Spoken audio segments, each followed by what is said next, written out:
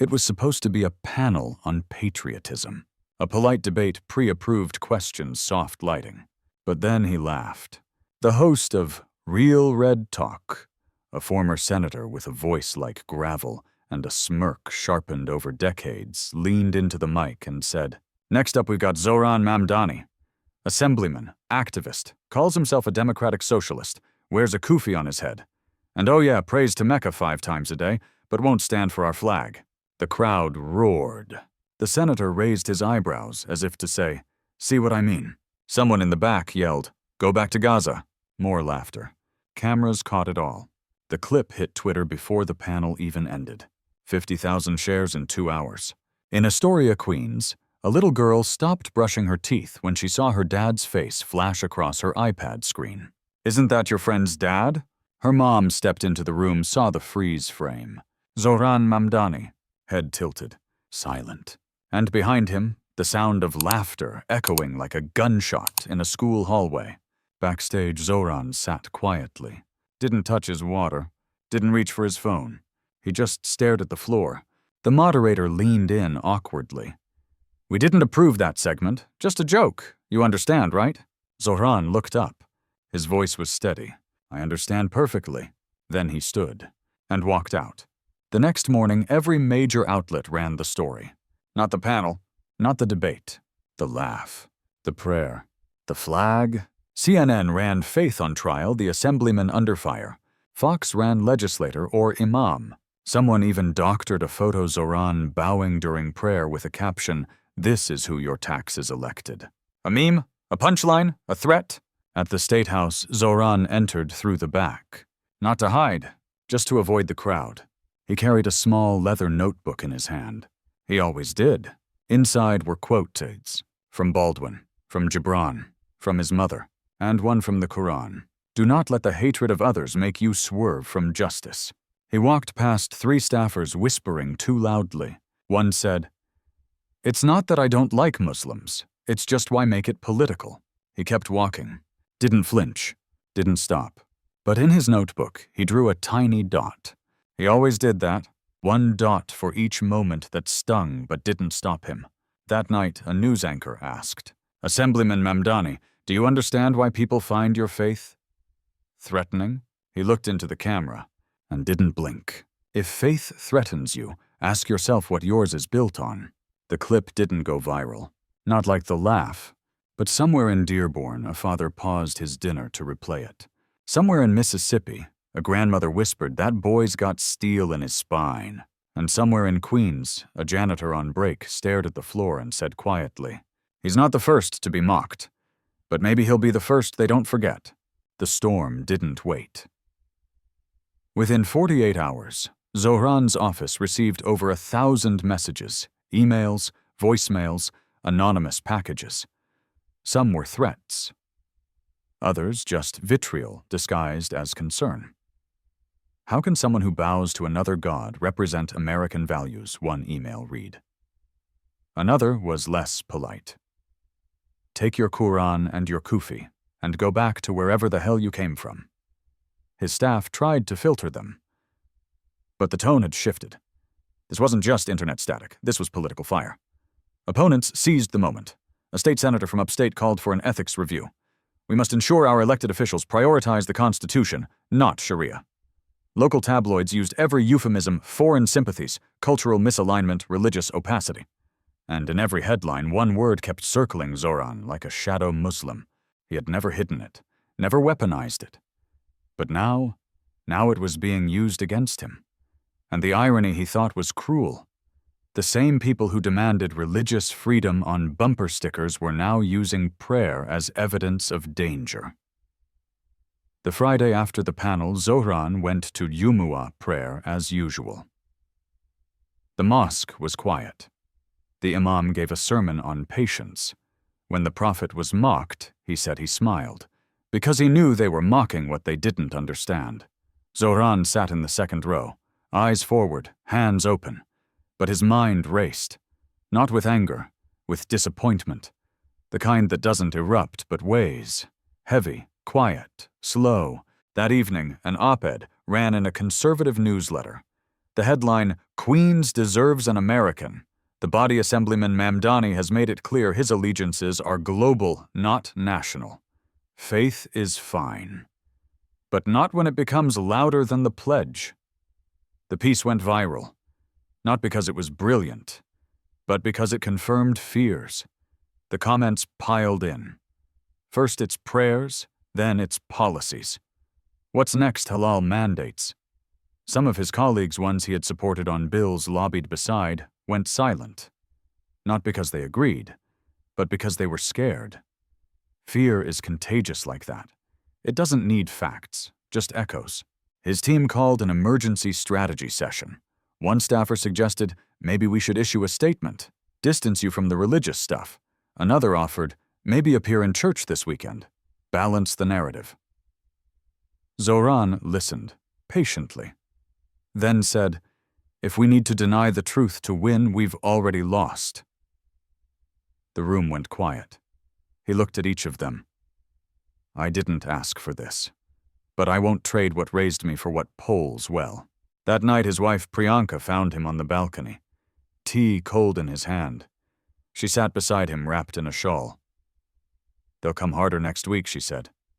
He nodded. I know, so what do we do? He didn't answer right away, just looked out over the Queen's skyline, then said, we pray, then we plan.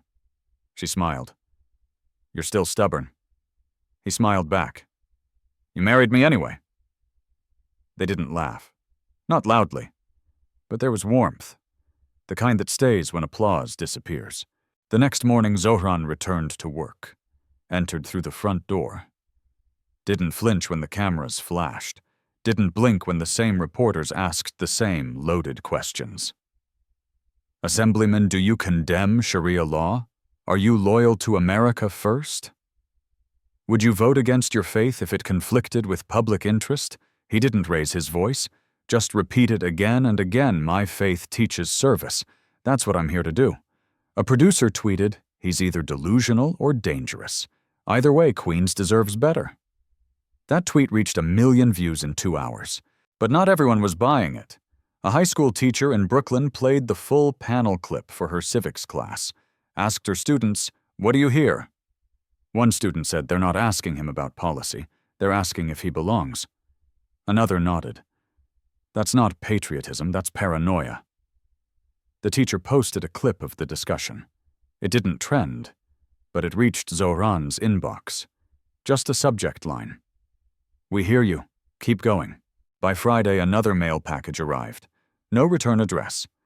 Inside was a dog-eared copy of the autobiography of Malcolm X with a sticky note. They mocked him too. Zohran held the book for a long time, then opened his notebook. Drew another dot. Then wrote beneath it, if you're going to be a symbol, choose to symbolize what endures. It wasn't the critics that hit the hardest. It was the quiet. The silence that came from people who should have known better. Allies, colleagues, friends who used to text congratulations after every speech now only sent ellipses. Staffers from progressive offices kept their heads down in hallways. Tough week, huh? They'd mumble without pausing. A senior legislator he once mentored walked past him during a budget hearing. Didn't nod, didn't blink, just moved on. And when Zohran brought up a rent control amendment, the chair interrupted. This isn't the time for ideology, Assemblyman. No one objected. No one backed him. They moved to the next item like he hadn't spoken. Even inside his own caucus, the atmosphere had chilled. He wasn't excluded, but he wasn't embraced either. Meetings went on without him. Ideas were floated in group chats he no longer seemed to be in. A young aide pulled him aside one day. Sir, they're nervous. They think if they stand with you, they'll get dragged too. He nodded. I know. The aide looked at the floor. Doesn't that bother you? Zohran smiled sadly. Of course it does, but it's not about me. Then he walked away. Not angry, just heavy. The weight followed him home. Not in shouts, but in silences. His wife, Priyanka, tried to fill the space with art. She played music louder than usual, painted longer into the night. but he could see it in her eyes, concern without panic, worry wrapped in strength. One night as they washed dishes side by side, she asked, "When did we become the threat?" He looked at the soap bubbles, the worn sponge, the chipped bowl. When Faith stopped being private and started being visible, she didn't reply. She didn't need to. At a community meeting that weekend, he expected warmth, familiar faces. But even there, the tone had changed. A local shop owner, someone who'd once donated to his campaign, asked in front of the crowd, "Why do you always talk about Islam? Can't you keep it personal?" Zohran paused. "When someone mocks my mother's language, it's personal. When someone calls my prayer a threat, it's personal. So I answer personally." The man looked away. Someone else murmured, "He should have just let it go." The room didn't turn on him, but it didn't embrace him either. Afterwards, as he packed flyers into a bag, a teenager approached, hoodie zipped to the chin, nervous hands. "Are you—" Assemblyman Mamdani Zohran nodded. The kid held out his phone. "They make fun of me too, when I fast, when I say Bismillah before lunch."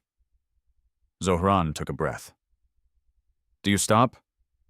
The boy shook his head. "Then don't start apologizing now." They didn't hug. No dramatic music played. But as the boy walked away, Zohran scribbled something in his notebook. Not alone. Even when no one stands. The next Monday, he entered a budget hearing. Same room, same rows of suits. But this time before he spoke, someone cleared their throat. A representative from Syracuse. Older, Catholic, conservative. He looked straight at Zohran and said, "Before we begin, I may not share your faith, but I respect the hell out of your courage." No applause followed, but Zohran nodded, slowly, then said, "That's all I've ever asked." Still the calls didn't stop. Anonymous voicemails, edited videos, talk show mockery. One podcast played a fake prayer alert every time his name was mentioned. The joke, "Turn east, turn left, then turn back to 1776. His team begged him to respond, hold a press conference, post a fiery video, fight back. But he didn't. He wrote, he met with constituents, he drafted housing reform, and every evening he returned to that balcony, sat with Priyanka. Tea warm this time. Still no grand speeches, just stillness, because in the stillness something was changing. Not loud, not viral, but real. A Jewish councilwoman he rarely spoke to dropped by his office. "I've been thinking," she said, "you pray facing east, I pray facing Jerusalem. Maybe it's time we faced forward together." She smiled, left without waiting for thanks. And for the first time in weeks, Zohran added something new to his notebook. Not a dot, not a quote, just one word: rooted. They invited him to speak at a local high school. The request came through a civics teacher, simple, low-key, a community panel on faith and identity in public life. The principal called ahead, nervous. "We'll keep it small, keep it neutral. We don't want controversy." Zohran said yes anyway. That morning he wore his simplest suit. No campaign pin, just a plain kufi and the same notebook he always carried. As he walked through the hallways, students stared, whispers. Some recognized his face from memes. Others didn't know him at all. That didn't matter. What mattered was what he chose to say next. The auditorium was half full. Teachers lined the back. Rows of teenagers looked half bored, half curious. He stepped up to the mic, adjusted it, then paused. Not dramatically, just enough to let the room settle. He said, "You've heard a lot about me lately. Some of it loud. Most of it not true. I've been told my faith is scary, my prayers are suspect, my silence means guilt. But here's what I've learned. I don't need to raise my voice to raise my values." A few students sat up straighter. He continued, "When I was a kid, I tried to hide my faith. Not because I was ashamed, but because I thought I had to choose faith or friendship prayer or belonging. That's a false choice. Because the moment you have to hide what anchors you, you're already adrift." Someone in the back dropped their phone. The sound echoed, but no one laughed. He looked directly at a row of Muslim girls wearing hijab in the second row. I didn't run for office to make people comfortable. I ran to make the invisible visible, not just for me, for anyone who's ever been told they're too different to represent anyone else. A teacher near the exit wiped her eyes. He didn't quote scripture, he didn't preach, he just spoke. I don't stand here to defend a religion. I stand here because my faith taught me to stand, to serve, to not flinch when others shout. He paused. I've been mocked, misquoted, threatened, but I will never apologize for praying. Silence. Not awkward, not cold. Full. Then slowly a few students began to clap. Then more. Then all. By the time he stepped down, the entire room was standing. Not because he shouted, but because he didn't. Backstage, the principal whispered that was unexpected. Zohran smiled. Silence isn't weakness. Sometimes it's strength waiting to be heard. That night, a student posted a video, just one clip. The line, "I don't need to raise my voice to raise my values." The caption read, "Realest thing I've heard all year." It didn't go viral, but it reached 45,000 views in a week. More than enough. The next day, a small podcast asked him to come on. No script, no politics, just a conversation about how he learned to pray. He agreed. And during the episode, he said something that lingered. I don't need every American to agree with me. I just want them to know faith doesn't cancel democracy. It completes it. The host blinked. That's not what we usually hear from politicians. Zohran smiled. That's probably why it matters. They were at a community dinner in Jackson Heights. Folding tables, styrofoam plates, the smell of lentils and spice lingering in the air. It was a casual affair, activists, volunteers, families. No press, no speeches, until one of the organizers nudged Zohran. Can you say something, just 5 minutes? He nodded. No mic. Just stood at the front of the room, spoon in hand, napkin still tucked into his collar. I want to tell you about someone you don't know. He began. Her name is Amina. She doesn't speak English well. She's 72, lives 3 blocks from here. She's lived in the same apartment since 1981. Raised 3 kids on a single-income cleaning houses. The room quieted. Last year, her landlord doubled her rent overnight. No warning, no repairs, just greed. She couldn't read the notice. Her son translated it. She wept for 2 days. He paused, looked around. But do you know what she did on the 3rd day? She cooked. A massive pot of biryani. Then she knocked on every door in her building and handed out bowls. A few people in the back chuckled softly. But not at her. With her. She said to me later, if I'm going to be forced out of my home, I want to feed the people who lived beside me. Zohran took a breath. That's faith. Not the kind you debate on news panels. Not the kind you dissect in policy memos. Not the kind that needs defending. Just quiet service. Daily dignity. The kind you can smell, taste, hold in your hands. She wears a hijab. Prays 5 times a day. And when they came to evict her, she didn't raise her voice. She handed them rice. He paused again. People ask me why I bring faith into politics. I don't. It's already here, in the people. In the stories no one tells. Faith isn't about laws. It's about how we treat people when we have nothing to gain. A woman near the front wiped her cheek. A man in a construction vest crossed his arms, then nodded slowly. She's not a threat, Zohran said quietly. She's the reason I'm here. No one clapped. Not out of disapproval. Because some moments aren't for applause. They're for remembering. Later that night, someone posted a blurry photo of Zohran standing at the front of the room, plastic spoon still in hand. The caption read, he didn't quote scripture, but I swear that was the most spiritual thing I've ever heard. That post got no comments, no shares, but it was printed and taped to the front door of Amina's building, where she still lives. For now, they wanted ratings. That's why they booked him. The same host who'd cracked the joke, the same network that played the prayer clip over patriotic music. This time they invited Zohran for a fair discussion. 2 guests, 1 moderator, 1 primetime slot. His team advised against it. It's a trap, they said. They'll edit it, twist your words. But Zohran smiled. Then I won't give them any to twist. He walked onto the stage with calm steps. No entourage, no talking points. Just the same notebook in his coat pocket and the same quiet fire behind his eyes.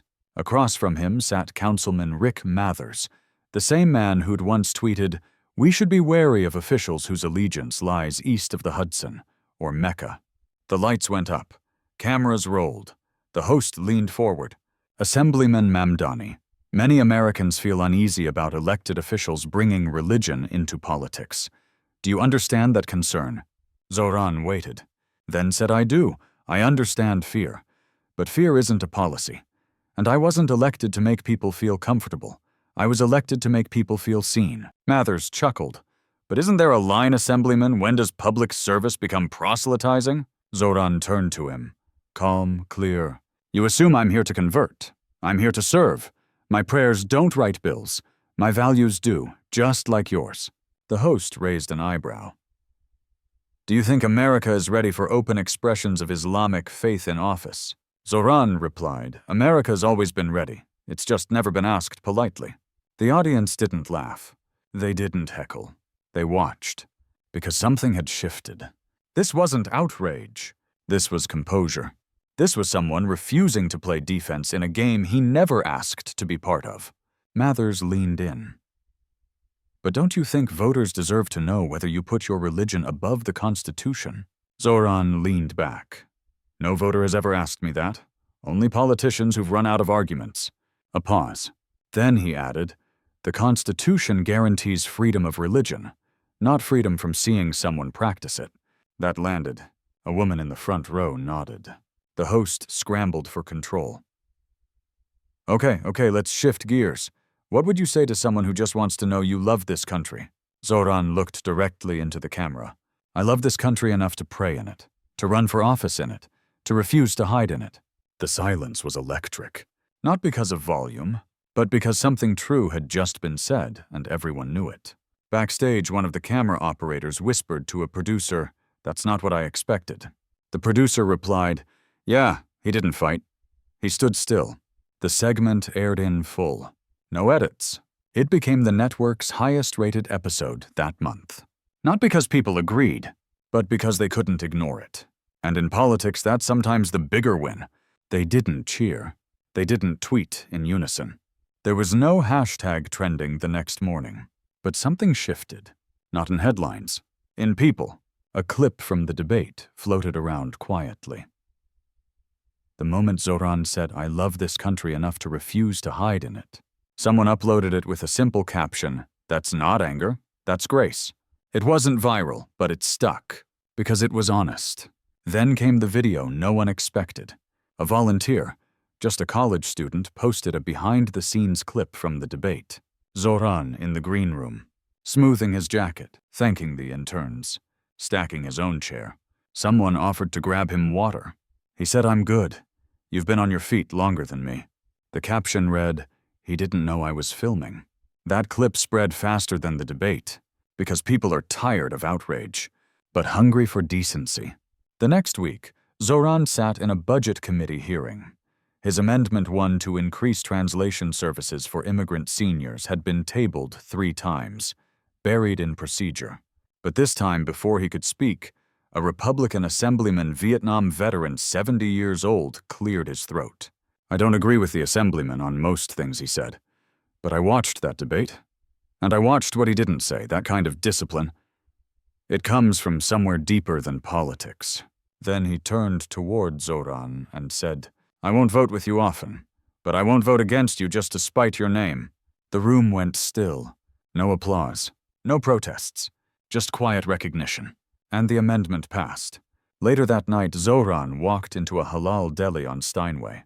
The owner, who'd never said more than 5 words to him before, nodded and handed him a free tea. "On the house," he said. Zohran smiled. "Why?" The man shrugged. "Because you let them laugh," and didn't flinch. Outside, a teenager on a bike rode past and shouted, "Yo, I saw you on TV. You ain't soft." Zohran laughed, then whispered, "Not anymore." In a synagogue in Brooklyn, a rabbi referenced him in a sermon. "In a time when faith is mocked and politics is poison, may we learn from the man who didn't curse his mockers, but reminded them they still had a soul." In a Baptist church in Harlem, an elder said to her congregation, That young man, he carries something, not just belief, backbone. And at a PTA meeting in Queens, a white mom stood up and said, "I never understood Islam, but I understood his quiet, and it made me want to understand more." No one changed parties. No one switched sides. But fewer people turned away. Fewer jokes were made, and the silence that once isolated him was now filled with something new. Respect. Not unanimous. Not loud. But enough. Enough to keep going. Enough to stop doubting. Enough to know. He wasn't standing alone anymore. The letter arrived on a Thursday. No return address. Just a first name, Aaliyah. The handwriting was crooked. The paper torn from a spiral notebook. Zohran opened it slowly, expecting another attack. Instead, he read, "Dear Mr. Mamdani, I am 9 years old. I am Muslim. I fast during Ramadan and say Bismillah before I eat. At lunch, some kids laugh at me. One boy said I pray to the terrorist god. I wanted to cry, but then I saw you on YouTube. You were standing on a stage and you didn't shout. You just said I won't hide, so now I won't either. Thank you. Love, Aaliyah." He stared at the letter for a long time. Longer than the ones from donors.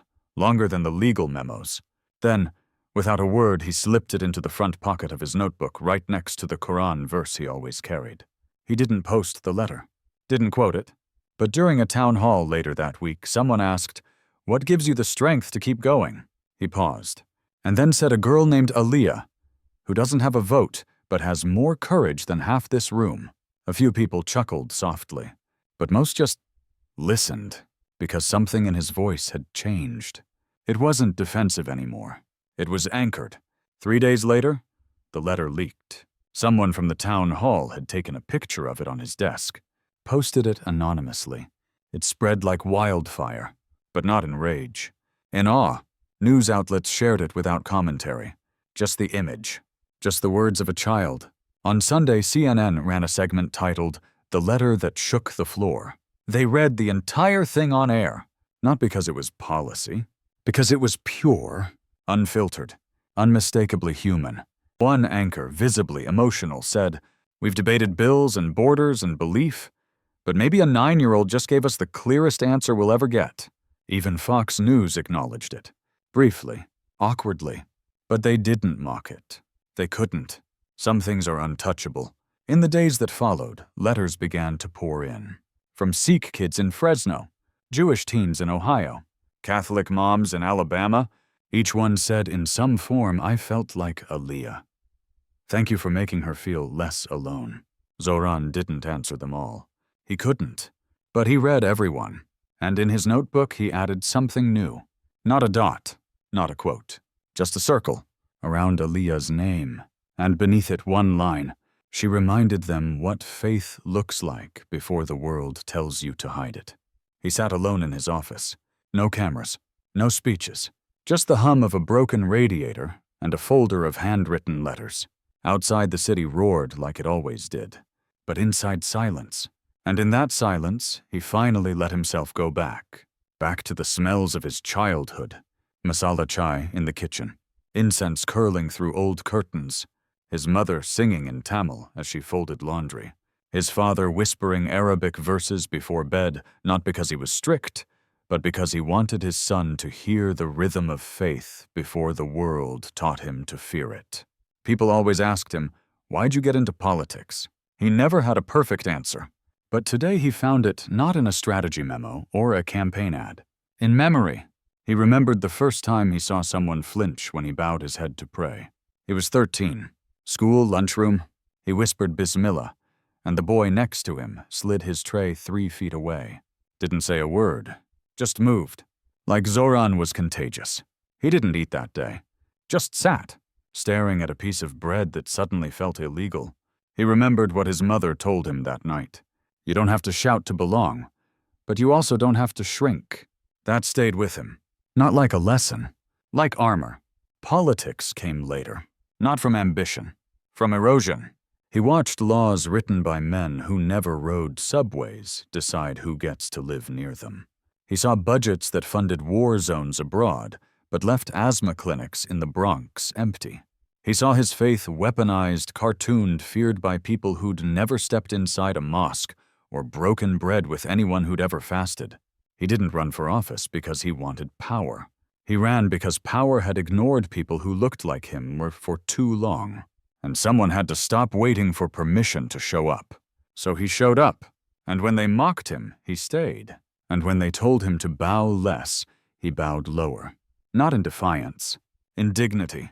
He opened his notebook, flipped past the dots, past the quotes, past Aliyah's letter, and wrote something new. Not for the public, not for the press, just for himself. I don't carry faith to impress them. I carry it to remember who raised me. Then he closed the notebook, took a breath, and walked back into the noise. Not taller, but deeper, because now he knew exactly where he stood. And why. It started slowly. A mosque in New Jersey added a sign outside, "Faith is not foreign. It's how we come home." A Catholic school in Buffalo invited Zohran to speak not about policy, but about conviction. An art teacher in Atlanta assigned her students a prompt, "Draw what belief looks like," before the world laughs at it. She posted their sketches online. Little girls with headscarves, boys kneeling in prayer beside soccer balls, candles flickering in silent corners of classrooms. One drawing simply showed a brown notebook, with dots running along the bottom edge like stars.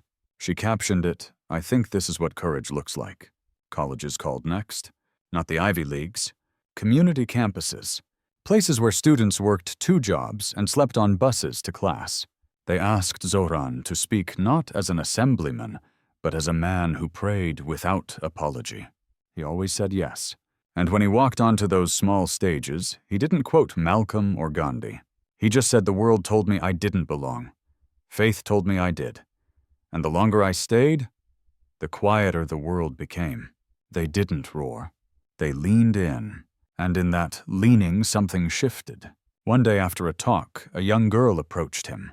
Hijab crooked, backpack heavy. She didn't say hello. She said, "I started praying again." He looked at her gently. "Why did you stop?" She shrugged. They made it feel dirty. He nodded. "And now?" She smiled. "They still mock me. But now I don't care." He didn't give a speech, didn't offer advice. Just whispered, "That's braver than most adults I know." Not long after, a coalition of youth leaders formed. They weren't political. They weren't even coordinated. But they carried something stronger than party lines, a hunger for something real. A generation raised on spectacle, now craving stillness. They didn't want louder leaders. They wanted deeper ones. At a peace vigil during Ramadan, Zohran stood in the crowd, not as a speaker, just a participant, a candle in his hand. A 12-year-old boy stepped up to the mic, nervous, voice cracking, and said, "They tell us faith makes us dangerous, but I think faith just makes us harder to break." The crowd went still, and Zohran smiled, not at the boy, but at the space that was opening. The space he once never thought possible. Back home, he added one more page to his notebook. Not a dot, not a quote, just a sentence. "I walked through fire so they'd feel safe to kneel." The camera fades in. No music, just Zohran, sitting at his desk, notebook open, no tie, no applause, just presence. He looks up and says, "You don't have to believe what I believe. You don't have to pray how I pray. But you do have to choose between the noise and the voice inside you." He leans forward slightly. You can spend your life trying to be less strange, less foreign, less whatever they call you. Or you can stop apologizing for being rooted. A pause. Not dramatic. Just real. When they mock your name, say it louder. When they joke about your customs, live them with pride. When they say you don't belong, stay anyway. He glances at the notebook. Then back at us. "You kneel. Anyway. Because it's not about them. It never was." The frame widens. He stands, walks toward the window. Outside, city lights flicker. A call to prayer echoes faintly in the background. Then his voice, quieter now. "I'm not asking you to agree with me. I'm asking you not to fear someone who kneels differently than you do. And if that's too much, I'll kneel anyway." He closes the notebook. One final sentence etched on the back cover. "Let them mock. You kneel anyway." Fade to black.